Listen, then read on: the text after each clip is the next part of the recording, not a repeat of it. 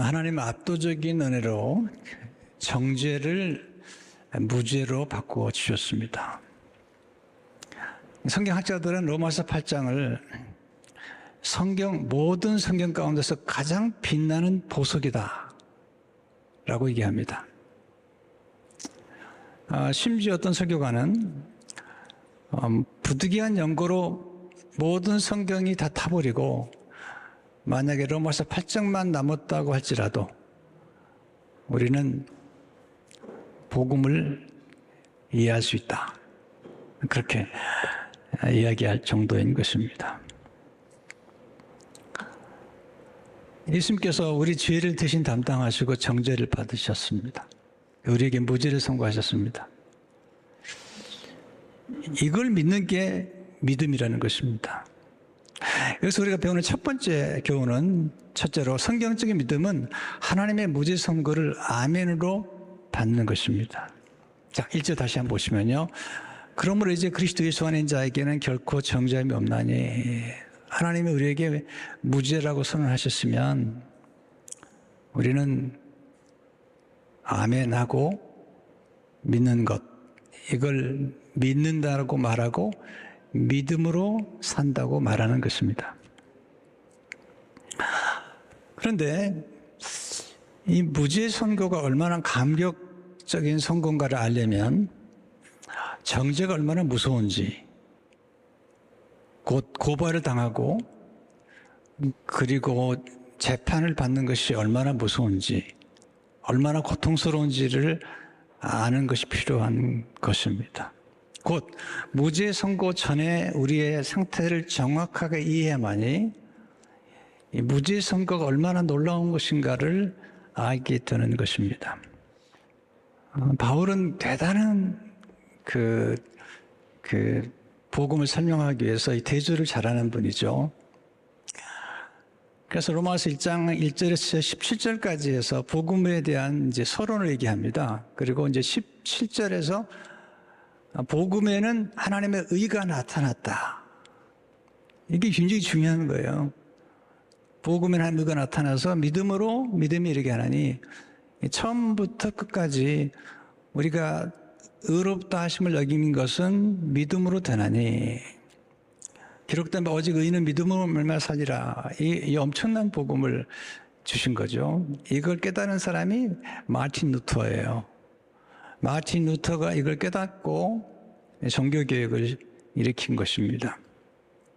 근데 여기서 우리가 이제 바울이 이 정죄가 얼마나 무서운가를 알아야만이 우리가 무죄라는 것을 기쁜 소식을 받아들일 알기 때문에 1장 17절에서 복음에는 하나님의 의가 나타났다고 얘기하면서 1장 18절부터 로마서 18절부터 3장 20절까지 인간의 죄에 대해서 고발합니다. 인간의 죄가 얼마나 사악하고 얼마나 무섭고 얼마나 인간이 절망적인 존재인가를 철저하게 고발한 다음에 그리고 다시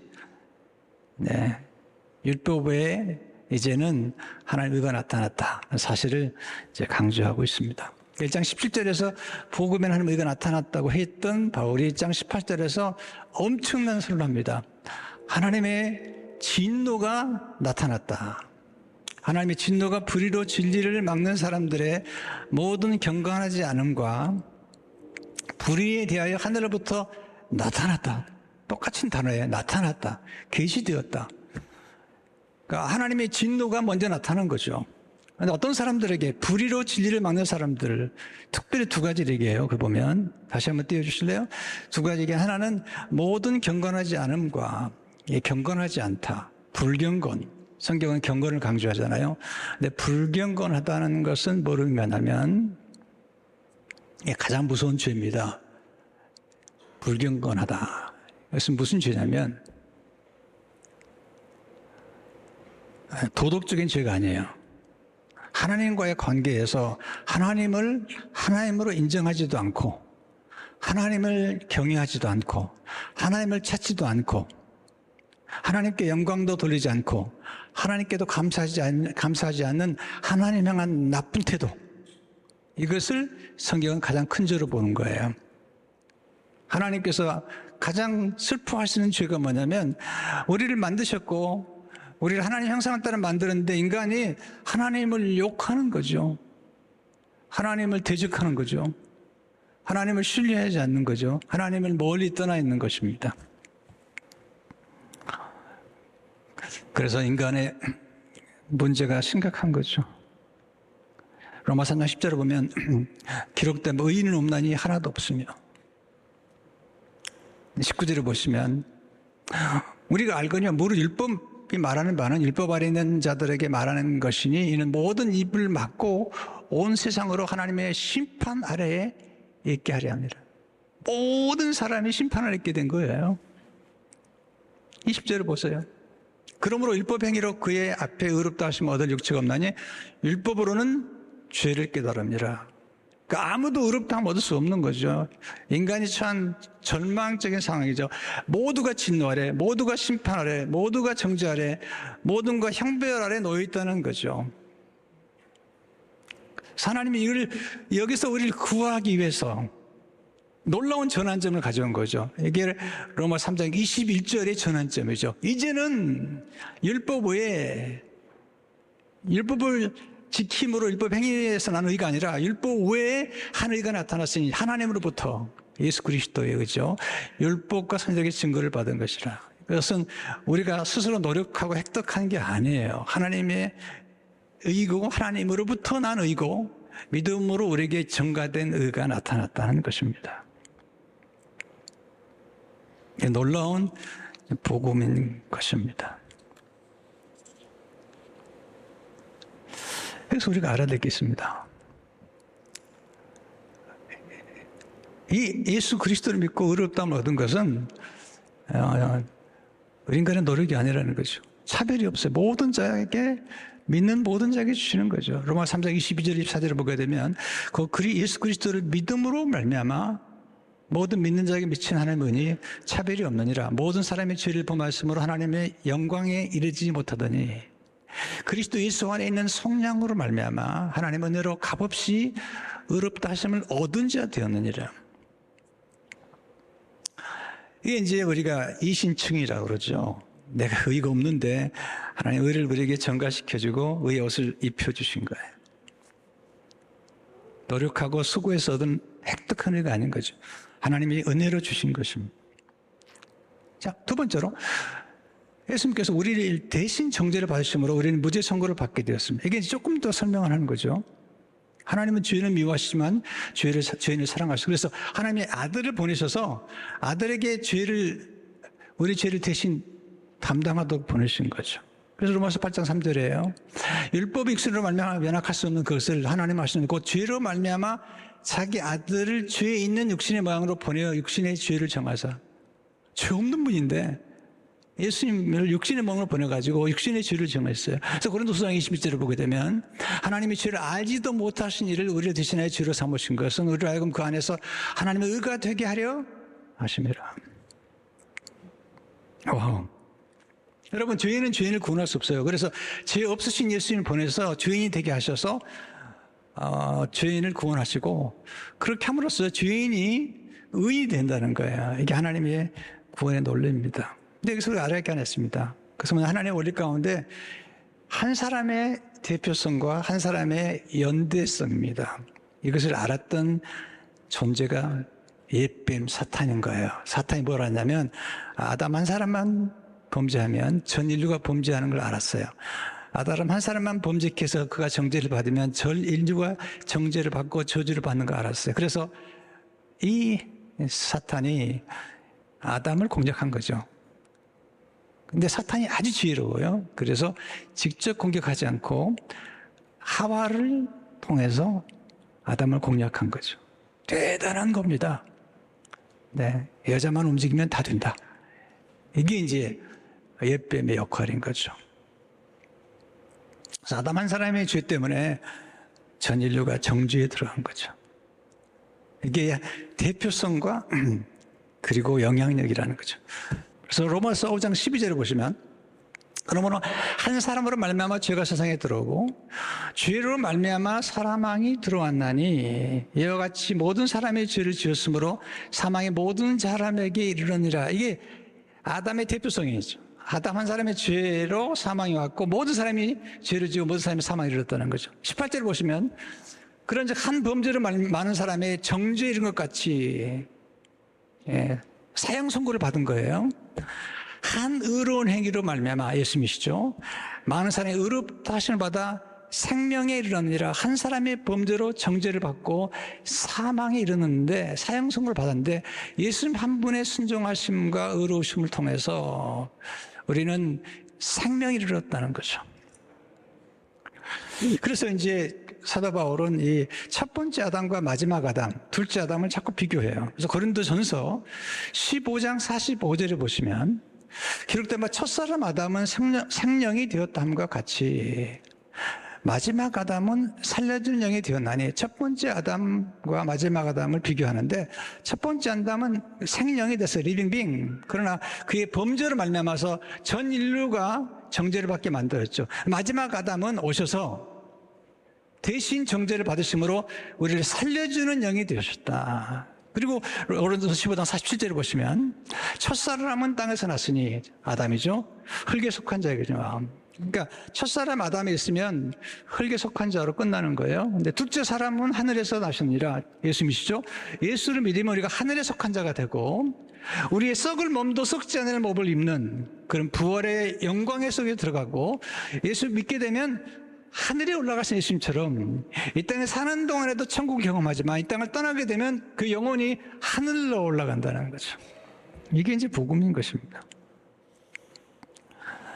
그렇게 함으로써 우리가 옛날엔 종노릇 했어요. 죄의 종노릇, 마귀의 종노릇, 죽음의 종노릇을 했어요. 무서운 거예요.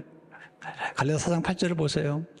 그러나 너희가 그때는 하나님 알지 못하여 본질상 하나님의 아들 자들에게 종노릇하였더니 하나님 아닌 자들에게 종노릇했어요. 마귀가 하나님처럼 역사한 거죠. 종노릇. 신분이 종이에요. 그리고 율법의 종노릇이에요. 갈라디아 4장 3절을 보게 되면 이와 같이 우리도 어렸을 때에 이 세상의 초동 학문 아래에 있어서 종노릇한 하나님의 자녀인데 하나님의 상속자인데 종노릇한 거죠. 왕의 자녀로 왕노릇해야 되는데 근데 예수님이 오셔서 우리가 은혜 안에서 왕노릇하게 된 거죠.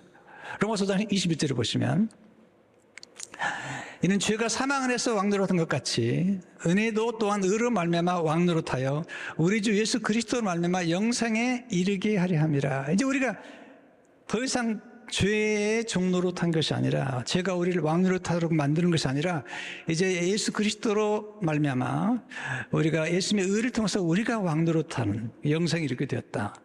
17절을 보시면 한 사람의 범죄로 말미암아 사망이 그 한 사람을 통하여 왕노릇하신즉 또 은혜와 의의 선물로 넘치게 받는 자들 한 번 예수 그리스도를 통해서 생명 안에서 왕노릇하리로다. 이게 이제 우리가 신분이 바뀐 거예요. 종에서 왕 같은 제사장으로 그리고 이제는 예수님과 더불어서 다스리는 존재가 된 거죠. 다시 한번 회복된 거죠. 요한계시록 20장 6절을 보게 되면 이 첫째 부활에 참여하는 자들은 복이 있고 거룩하도다. 둘째 사망에 그들을 다스리는 권세가 없고 도리어 그들이 하나님과 그리스도의 제사장이 되어 천년 동안 그리스도와 더불어 왕노릇하리라. 이게 이제 우리에게 주신 복음의 메시지인 것입니다. 마지막으로 세 번째, 예수님이 십자가에서 우리 죄를 완전히 도말했어요. 우리를 무죄를 선언하실 뿐만 아니라 우리 죄를 완전히 도말하셨어요. 없애버리셨어요. 이게 십자가 사건이죠. 이 사실을 바울이 이제 증거를 하는 거예요. 옥중서신에서 그의 생애 마지막에 십자가에서 이루신 놀라운 일을 생각하면서 하나님 우리를 무죄라고 선언할 뿐만 아니라 우리의 모든 죄의 문서를 다 없애버렸다. 우리 지나간 과거의 모든 걸 다 지워버렸다는 거죠. 고린도서 2장 14절을 보시면 우리를 거스르고 불리하게 하는 법조문으로 쓴 증서를 지우시고 제하여 버리사 십자가에 못 박으시고. 죄를 지면 검사가 막 고발하죠. 10개, 15개 죄를 쭉 나열하면서 고발하죠. 그러면 이제 판사가 그걸 보고 그 중에 몇 가지를 가지고 판결을 내립니다. 근데 예수님께서 사탄이 우리를 공격하는 거죠. 죄를 졌다고 하면 예수님 오셔서 변호를 하시고 그리고 모든 증서를 다 십자가에서 지워버리는 겁니다. 하나님께 나가면 죄가 없는 거죠. 쉬운 성경은 이렇게 번역했어요. 쉬운 성경. 하나님께서는 우리를 거스르는 기록된 빚의 문서들을 우리 가운데서 취하셔서 그들 십자가에 못 박아 깨끗이 없애주셨습니다. 빚의 문서들. 이게 이제 죄가 경험하는 빚의 문서죠. 새 번역은 이렇게 얘기했어요. 하나님께서는 우리에게 불리한 조문들이 들어있는 빈 문서를 지워버리시고 그걸 십자가에 못 박으셔서 우리 가운데서 제거해 버리셨습니다. 우리의 빚 기록을 지워버린 거잖아요. 페이드. 완전히 값을 지불했다는 거예요. 이게 예수님께 다 이루셨다는 말은 뭐냐면 값을 다 지불했다는 거예요. 우리의 모든 죄의 값을 지불하셨다는 거야. 우리가 월보금을 내다가 다 갚으면 페이드라고 찍히잖아요. 그러면 완부를 하는 거예요, 완부를. 이게 복음이라는 거예요. 우리의 모든 죄값을 다 지불하셨다는 거예요. 근데 우리는 예수님께서 우리 모든 죄를 다 도말하셨다고 해도 안 믿어. 아이, 하나님 책임이, 이렇게 체면이 있지, 제가 어떻게 그럴 수가. 그러니까 이게 이제 우리 삶 가운데 적용이 안 되는 거죠. 우리가 누군가의 죄를 용서했다면, 우리 가족 간에도 죄를 용서했다면, 또 우리 사람들이 가진 죄의 과거가 있다면, 과거를 용서했으면 끝나야 돼요. 근데 자꾸 지나간 과거 얘기를 하는 분들 있잖아요. 그것은 복음적이지 아니죠. 결혼 생활에 비해 문제가 생기죠. 지나간 얘기를 안 해야죠. 연애할 때부터 시작했던 걸 계속 꺼내가지고 또 얘기하니까 이게 참 문제가 있는 거죠. 여러분, 용서했으면 끝나야 되는 거죠. 너도 뭐 이렇게 내가 용서해 주는데 다음에 또 그러면 당신 이제 그때는 없어. 국물도 없어. 노수프. 그건 용서입니까? 협박입니까? 하나님은 우리 죄를 용서하시고 기억도 하지 않으시겠다. 말씀하시는 거예요. 기억도 하냐시겠다. 이게 십자가예요. 십자가예요. 우리의 모든 죄를 용서하셔. 어떻게? 예수 그리스도의 피로. 예수님의 피는 염소와 짐승의 피와 비교할 수 없어요. 하나님의 피고 하나님의 아들의 피인데 그 피로 우리를 용서하셨는데 영단번 하신 거예요. 그래서 우리의 죄는 과거와 현재와 미래에 지을 죄까지 다 무죄선언이 된 거죠. 이 말도 안 믿고 싶을 거예요. 어떻게 미래에 지을 죄까지도 용서하시다니요. 오늘 또 내가 죄를 지었는데요. 그건 제가 다음에 얘기해 드릴게요. 우선 보세요. 히브리서 9장 12절을 보세요. 염소와 송아지 필요하지 아니하고 오직 자기의 피로 영원한 속죄를 이루사 단번에 성소에 들어가서 여기 보면 영원한 속죄예요. 예수의 피는 영원한 속죄. 우리의 모든 죄를 영원히 속죄하는 거예요. 이 말은 뭐냐면 과거와 현재와 미래에 지을 죄까지도 다 속죄하는 거예요. 우리의 담대함은 어딨냐? 우리의 뻔뻔함은 어딨냐? 우리의 행위 있지 않아요. 예수님의 피로 말미암아 담대해진 거죠. 왜냐하면 예수님 피로 우리의 불법을 용서하실 뿐만 아니라 기억도 안 하신다는 거예요. 히브리 10장 17절 19절을 보세요. 또 그들의 죄와 그들의 불법을 다시 기억하지 아니하시라 하셨으니 이것들을 사하셨은즉 다시 죄를 위하여 제사 드릴 것이 없느니라.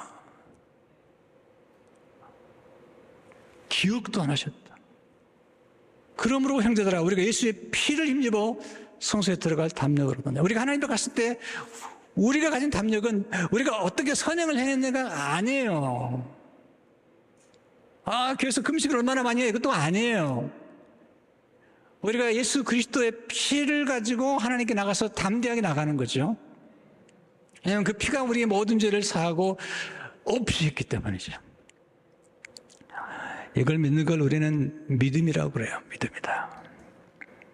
우리 죄를 완전히 도말한 것은 예수의 피밖에 없어요.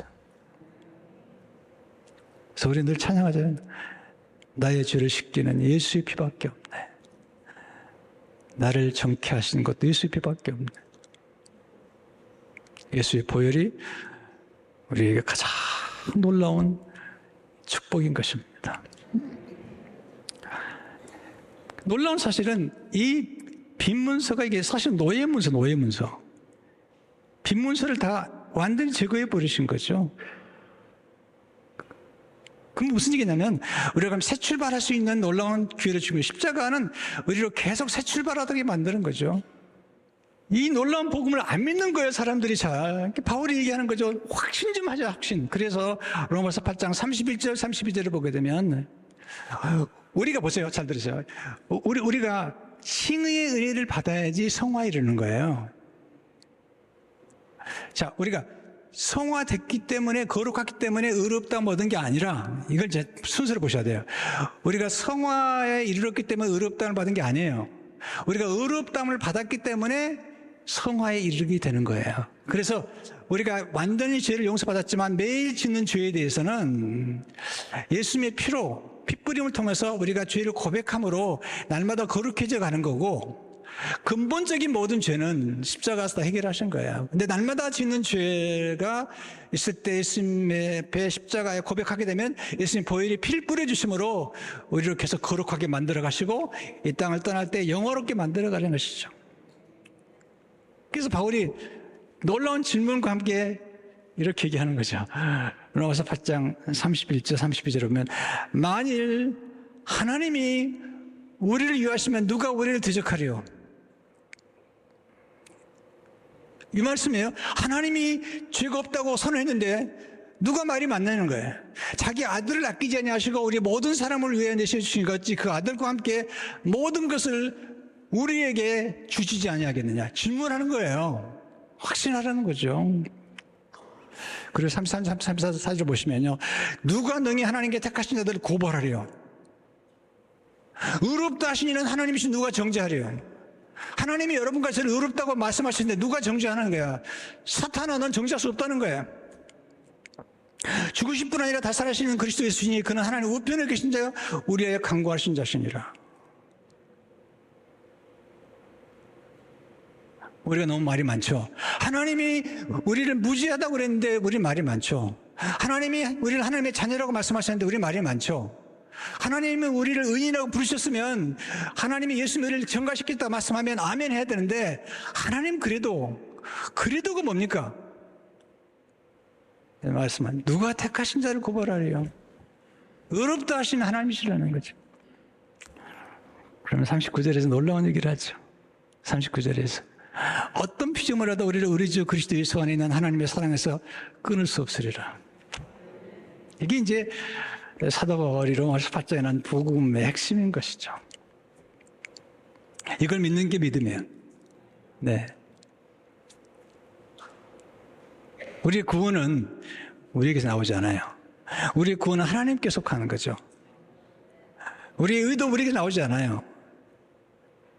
복음에는 하나님의 의가 나타나는 거죠.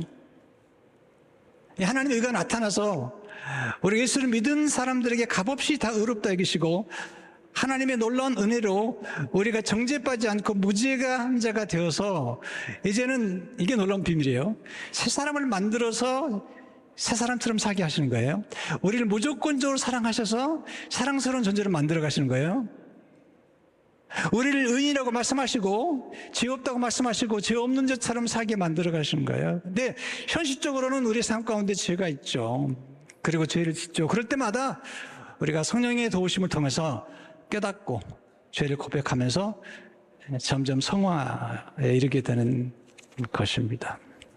그리고 나중에 영화에 이르게 되는 것이죠. 완전한 영화 속에 들어가는 것이, 죄의 오염으로부터 완전히 자유케 되는 영화에 이르게 되고, 그리고 우리가 하나님 나라에 들어가면 그 영화에 이르게 되고, 그리고 우리 육신은 땅에 썩지만 예수님 재림하게 되면 다시 부활해서 썩을 것이 썩지 아니할 것이 있는, 그것도 몸의 영화에 이르게 되는 것이 복음의 메시지인 것입니다. 자, 이걸 우리가 삶 속에 경험한다면, 우리가 만나는 모든 사람들의 죄를 용서한다면은 그 과거의 죄를 잊어버려야 돼요. 네. 따라서 해보세요. 과거를 묻지 마세요. 그건 굉장히 중요한 메시지인 거죠. 다른 사람의 과거로부터 날마다 죽어야 돼요. 심지어는 아내와 남편과 그리고 자녀들의 과거의 죄로부터 죽어야 돼요. 그래서 새롭게 만나는 사람처럼 새롭게, 새로움으로 만나는 거죠. 이게 신랑과 신부예요. 이게 그리스도 안에 있는 자는 새로운 피조물인 거죠. 이것이 교회예요. 교회까지 와서 정죄를 받다니, 이게 고통스러운 거죠.